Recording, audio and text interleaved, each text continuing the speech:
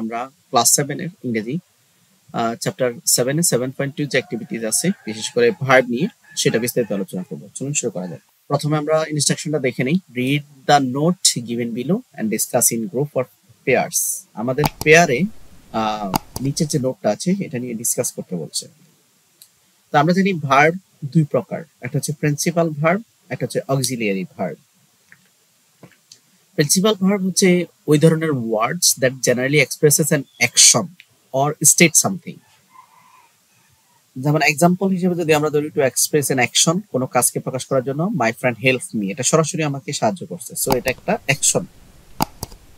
Two state something, বিশেষ করে my friend R helpful, আমার বন্ধু কেমন হেল্পফুল, সো এটা স্টেট বোঝায়। আর উপরের যে সেন্টেন্সটা হেল্প, এটা অ্যাকশন বোঝায়। যাহা অ্যাকশন বোঝাবে, যাহা স্টেট অবস্থা বা ফিলিংস বোঝাবে, সেটাই হচ্ছে প্রিন্সিপাল ভার্ব। অক্সিলিয়ারি ভার্ব বলতে আমরা কি বুঝি? Auxiliary verb or helping verb হচ্ছে used in sentence to expresses the tense, mode or voice of the principal verb. Principal ভার্বের টেন্স, মোড বা ভয়েসকে প্রকাশ করতে সহায়তা করতে যেই ভার্ব ব্যবহার হয় সেটাই হচ্ছে অক্সিলিয়ারি ভার্ব বা helping verb. To do, does, did এগুলো হচ্ছে auxiliary verb.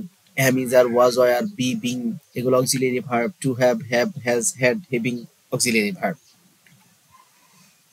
Using verb easily, বিশেষ করে তার মধ্যে আবার কিছু আছে মোডালস ভার্ব, এগুলো অক্সিলিয়ারি হিসেবে ব্যবহার হয়। Shall, should, will, would, can, could, may, might, must, ought to, used to, dare, have to, need, need not এগুলো হচ্ছে মোডাল।